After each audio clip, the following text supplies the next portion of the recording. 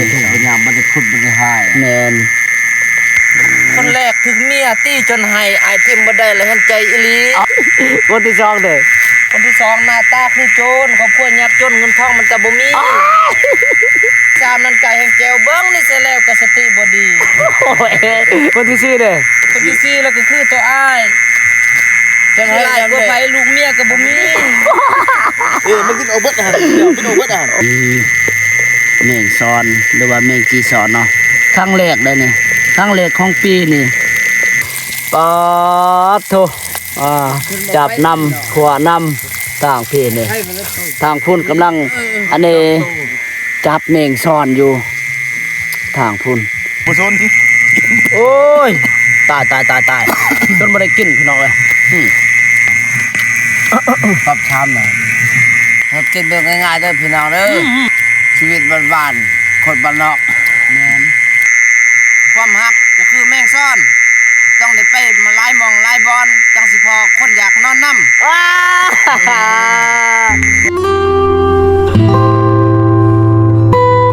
ใช่ดูนะพี่น้องเนาะคืนนี้อดรับอดนอนคืนนี้พี่น้องนี่อายุหากินแบบ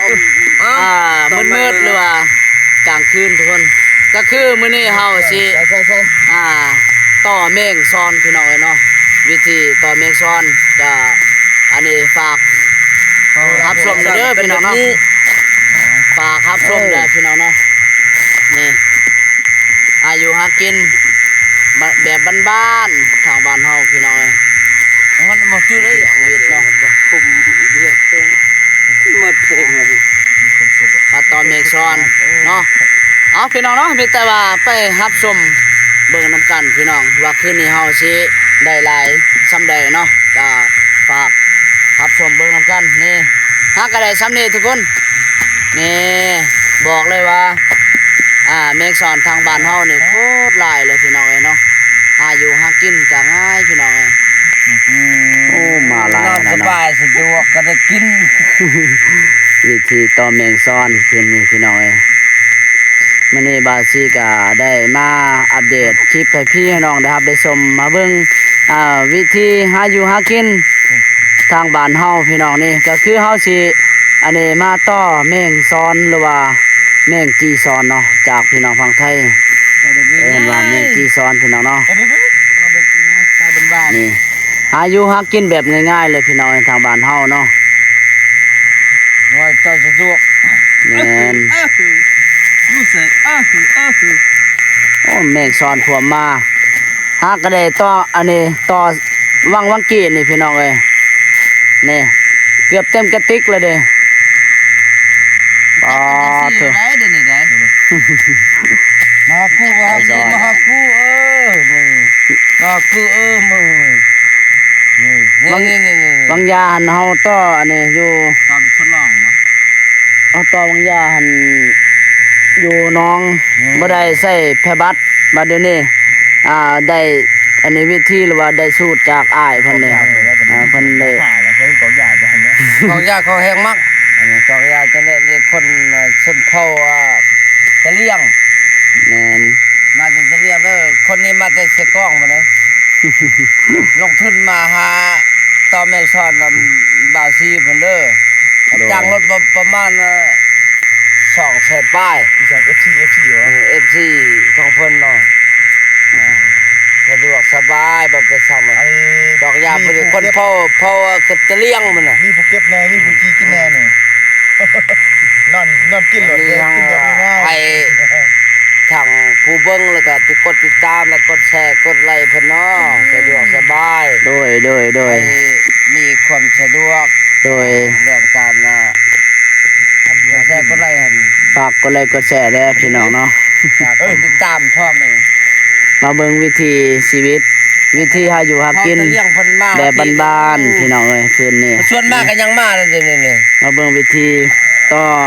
อันนี้แมงซอนหรือว่าแมงจีซอนเนาะคืออันนี้จากพี่น้องฝั่งไทย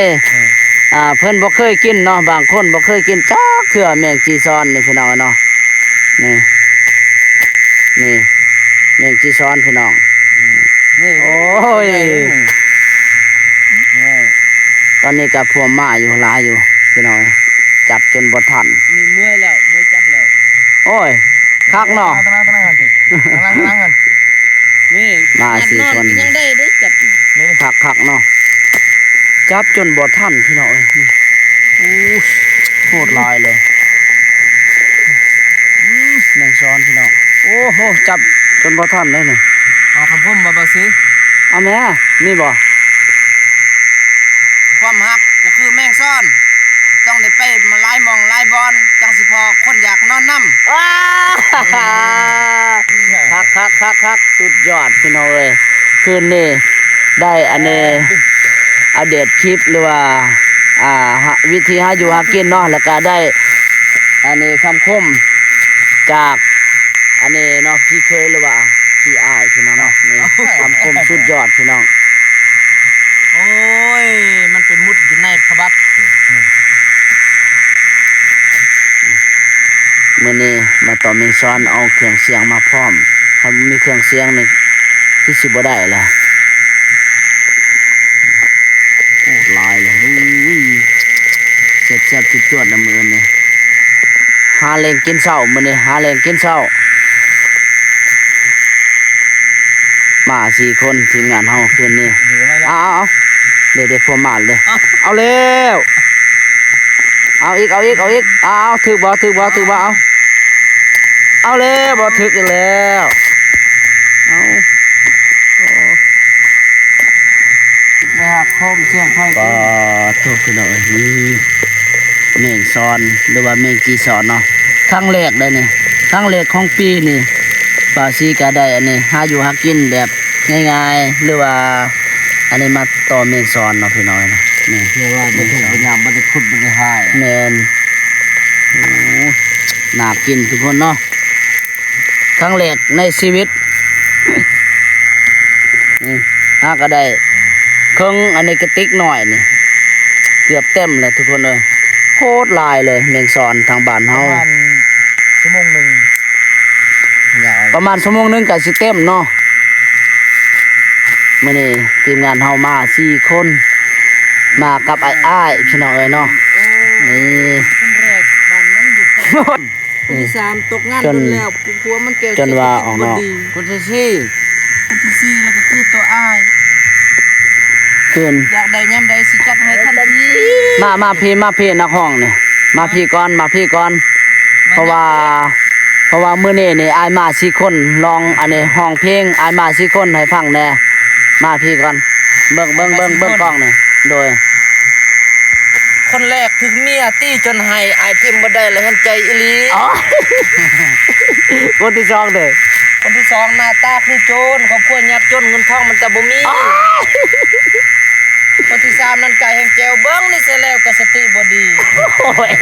เองหนัก คน เนาะ ที่สี่ คนที่สี่เด้อ คนที่สี่แล้วก็คือตัวอ้ายจังไรก็ไปลูกเมียก็บ่มี มันกินเอาเบิดอาหารกินเอาเบิดอาหาร โอ้ ยังบ่ทันกินนั้น กินนะ โอ้ยจนลืมพี่น้องเอ้ยนี่จนลืมว่าอันนี้ลืมปิดผ่ากระติกเนาะผ่าติ๊กนี่จนว่าแม่งซอนออกโอ้ยทางพี่ปอดโถจับนำขวานำทางพี่นี่ ให้มันปวด ชื่อมือลุงตู่ล้วนๆนี่โอ้ยอดบ่ได้เนาะอยากแห้งขนาดนี่คืนนี่โอ้ยคักไอเหลน้ำมันหมูบ่เนี่ย แมน แซ่บพุ่นทางพุ่นกำลังอันนี้จับเมงซ่อนอยู่ทางพุ่นบอกเลยว่าเมงซ่อนโคตรลายเลยพี่น้องเอ้ยถ้ามิทันเฮาต่ออยู่อันนี้ได้น้องหน่อย อยู่น้องน้อยเนาะแล้วก็บ่ได้อันนี้บ่ได้ปู้แพร่บัตรทุกคนเอ้ยนี่เฮาได้อันนี้สูตรจากอ้ายเพิ่นได้สูตรมาใหม่ๆเพิ่นว่าเอาแพร่บัตรมันจังจับง่ายคันบ่มีแพร่บัตรนี่จับยากทุกคนเอ้ยทางพี่กำลังขั่วแมงซ่อนอยู่นี่โอ้ยเจ็บๆจวดๆพี่น้องเอ้ยน่ากินเนาะนี่เบิ่งเอานี่ได้บ่วงอันนี้นี่บ่ แมน บ่วงไอ้ช่างเขาเอิ้นว่าบ่วงธรรมชาติ บวกจรวด เนาะ โอ้คักทางพี่คืนนี้พี่น้องเอ้ยนี่จับแน่พวกกินน้ำเนาะบาดนี้ปอดโถอุ้ยนี่จับแมงซ่อนอยู่พี่น้องเอ้ยโอ้ยเป็นตาสอนแมงซ่อนกับพวกหมาควมลายพี่น้องเอ้ยเนาะหลายเป็นตาสอนคืนนี้วิธีต่อแมงซ้อนแบบง่ายๆเลยนี่ถ้ามีทันบางซีนบ่จักได้เห็นว่าคนทางบ้านเฮาเขาเจ้าจนว่าอันนี้ได้ไปขายบางซีบ่ฮู้สูตรบ่จักวิธีเอาแมงซ้อนเนาะว่าเขาเจ้าเอาแมงซ้อนแนวใดคือว่าได้พิลึกพิโลจนว่าได้ขายนะเขาได้หลายพี่น้องเอ้ยเนาะนี่มามื้อนี้ก็ได้สูตรจากอ้ายได้นี่เพิ่นนำหน้าพาทางมาต่อแมงซ้อนได้นี่ นี่แม่ซ่อนแม่ซ่อน แมงซ้อนเนาะ แม่ซ่อน ตอนนี้ก็พวกมาอยู่นี่โอ้โคตรหลายเลยนะชีวิตทางพุ่นก็ได้คั่วพี่น้อยนี่จับแน่ขวาน้ำบัดนี่ผักบัวก็มีเด้ออยู่หั่นเด้อผักบัวมีได้เบิ่งสิเบิ่งนี่โอ้ยทุกข์ได้พี่น้อยแซ่บเลยแซ่บหลายตาถูกพี่น้อยนี่ขวบกินทางพุ่นก็ได้จับทางพี่ก็ได้ขวบกินนี่ ต้นไทยต้นไทย จักแล้ว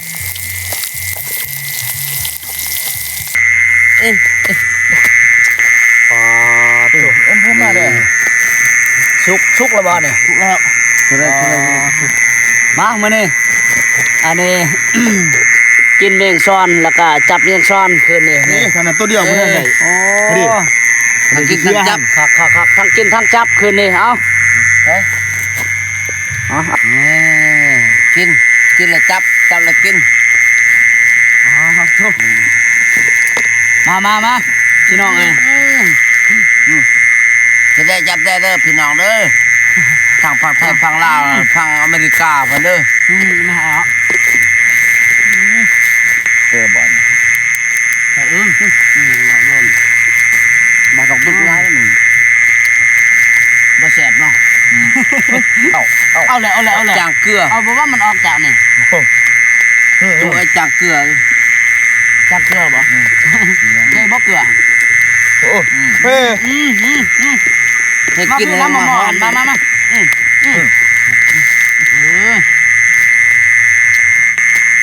เรื่อยๆจนว่าบ่มีเวลากินเนาะนาน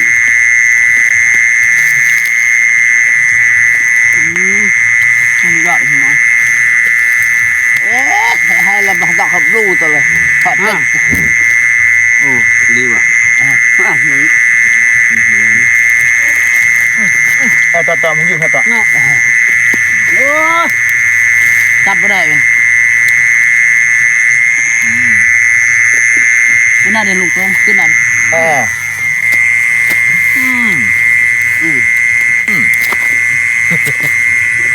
เปิดกันบ้านเขาอ่ะ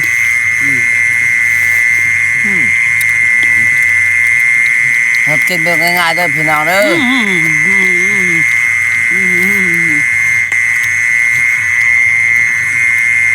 ชีวิตบ้านๆคนบ้านนอก แม่นเอาแล้วอยากไปกินคือกันอันนี้นี่เอ้ยปั่นเนาะ มันยกทางเงี้ย เอาแล้วโอ้พอมากนะเอ้ยจนว่าบ่มีเลยอันนี้บ่มีเวลากินเลยเอาแล้วยาแ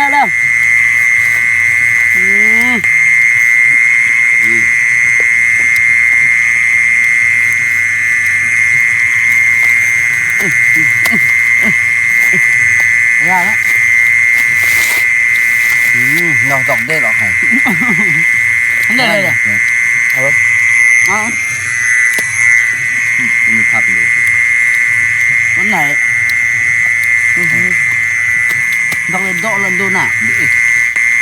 chưa lại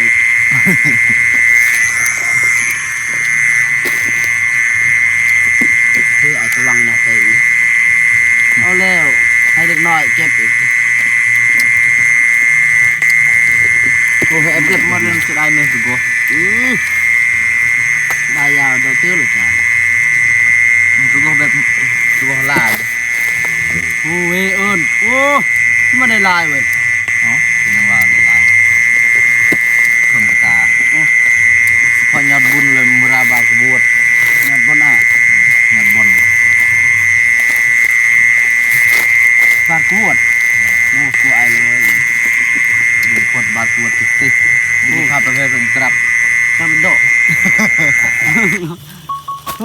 อ๋อนี่อะไรเกิดขึ้นไม่ต้องเบิ่งไอ้ดาวแน่นมันลึงแต่งตูโอ้ว่าเป็นสัญญาณกินดิบโอ้ยปนกันอยู่เอ้ยนั่นมันได้น้ำบุญอ๋อถูกหน่อยที่จำที่โจที่จำนึงมองมันเดินมองก็จะแสงโอ้โหมากเลยโหมันร้ายนี่เอาเลยจับจนบทันโอ้โหไหนนี่ใช่ปาดเว้ยปาดติดโถเอาไว้ทุนขับมันทำต่อไปทางพี่จนได้นอนอยู่เหรอนอนพอเมงซ้อนทางพี่ตัวเดี๋ยวเอาไปหน่อยโอ้แต่ตัวใหญ่ๆเลยนี่แบบแมงอันนี้เนาะแมงไอ้สั่งแมงจิรอเนาะคล้ายกันเนาะคล้ายคือเนาะคล้ายคือได้ไหมเบิ่งเอาหลังจากผ่านไปบางอย่างนี่เกือบเต็มกระติกหน่อยพี่น้องเอ้ยนี่จะได้เฉลยขวดได้นี่ปุ่นแมงซ้อนพวกหมาเฮงเด็กเฮงหมาพี่น้องเอ้ยโอ้เป็นตาซ้อนเด้อน่าโอ้ยหากินแบบง่ายๆปุ่น มีคนนอนพร้อมแมงซ้อนจะได้มันนอนหลับอยู่เอ้ยแมงซ้อนก็มาเลยเรื่อยๆนะเอาแล้วทางพี่ดังไฟครัวแมงซ้อนไอ้บ่เนี่ยครัวฮอบช้องไอ้บ่เนี่ยครัวฮอบช้องตำอิดกินบ่อิ่มเนาะบ่ทันอิ่มกินไม่เป็นไงเป็นตาซ้อนลายเนาะแมงซ้อนเนาะโอ้กบมาลายใช่โอ้มาแล้วโอ้ว่าสิขวดแมงซ้อนนี่ไปลุงตู้จัดการเบิ่งขวดแมงซ้อนนี่เบิ่งเอาอีกเอา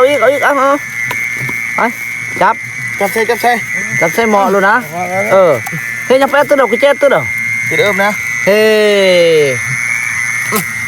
เลยบ่ได้บ่นั่นได้บ่มันสิบ่ออกคืนบ่อย่าเอาโอเคเฮงเดือกเฮงมาอีกพี่น้องนี่ตัวแมงซ้อนนี่กินหอบซองนี่โอ้เฮงเดือกเฮงมาแมงซ้อนหลายใส่ละลายรสเกลือเนาะ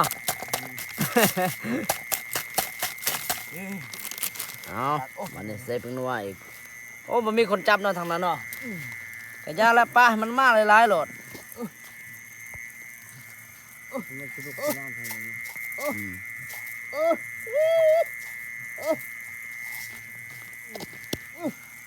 ตื่นจับแมงซ้อนเด้อนี่จะน้อยได้กินแมงซ้อนแล้วนี่เอาสมมติเป็นเป็ดตุอีกเลยเบิ่งไฟอันเข้าอยู่บ่เข้าอยู่บ่กินหอบซองเลยนี่เอาแล้วนี่เข้ามาอีกเลย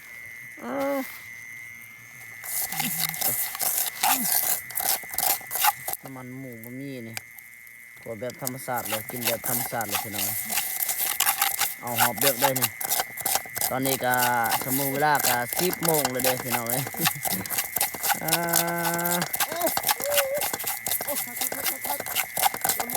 จับน้ำกินน้ำ จังสิม่วนอีหลี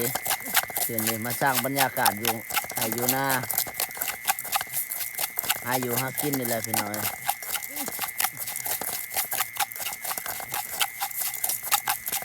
โอเคเนาะพี่น้องเอ้ยอ๋อโถ่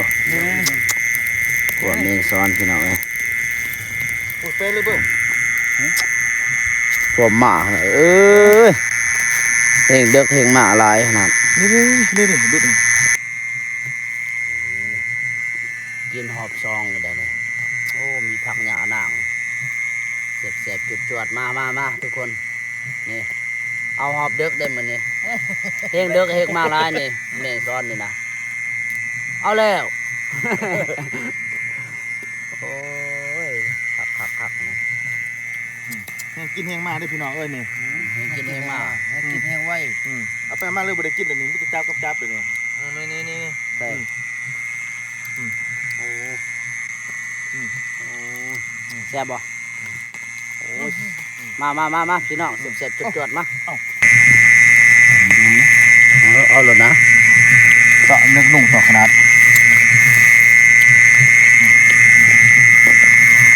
เดี๋ยวยำมาละตูนังงั้นแล้วบ่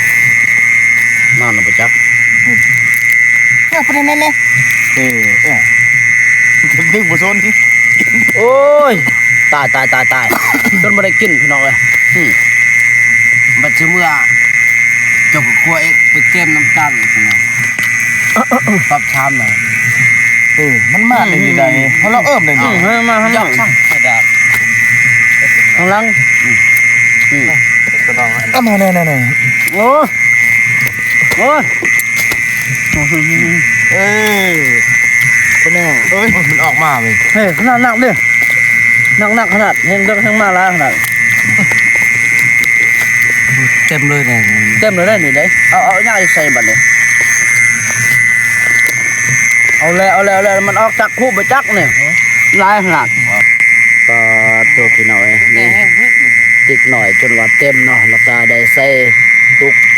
อันนี้ตุกหน่อยนี่แล้วก็ยังมีแล้วอยู่คุซีพุ่นก็ตัวโคตรลายเลยเองเด็กเองมาหลายแมงซ้อนพี่น้องเอ้ยแมงซ้อนพี่น้องนี่เห็นบ่ แม่สะอ้อน ทางอันนี้พี่น้องฝั่งไทยก็เอิ้นว่าแมงจีซ้อนเนาะทางลาวเฮาเอิ้นว่าแมงซ้อนนี่เกียมสิเมื่อแล้วพี่น้องเอ้ยนี่บ่มีม่องไว้แล้วนี่ นึงมากะชั่วโมงเวลากะเดึกเติบแล้วอันนี้ก็12โมงแล้วเด้ปาดโถจนว่าลืมนอนพี่น้องเอ้ยซ้อนอีหลีแมงซ้อนนี่ขนาดโอ้ยเนาะเก็บสองเมื่อแล้วทุกคน จับไว้ตรงนั้นได้ ย่าง จะเอา เอาโอ้เป็นตาซ้อนนี่ว่าสิเมื่อนี่แห้งมานี่ได้ฮะโถ ไปหน้าไปต่อ ฮะ ไปหน้าขนม ทางช่อยแล้วทางมันมีจากต้นแรก การรถคนลมเลยเอาพี่น้องเนาะก็สำหรับหาอยู่หากินหรือว่าวิธีอันนี้ต่อเม่งซ่อนเนาะ จ้าเตว วิถีชีวิต การเป็นอยู่นี่แหละพี่น้องเนาะบาชิกาได้อัปเดตให้พี่น้องได้ครับได้ชมสำเร็จไปก่อนพี่น้องเนาะแล้วก็ขอบอกขอบใจหลายๆเด้อพี่น้องที่เข้ามารับชมแล้วก็มาติดตามเนาะ กดแช่เลย ก่อนสิปิดคลิปนี้ก็บาชิกาขออวยพรให้พี่ให้น้องเนาะอยู่ดีมีแห่งเบิดสุขุสุขคนเด้อบ๊ายบายพี่น้องบ๊ายบายเจอกันคลิปต่อไป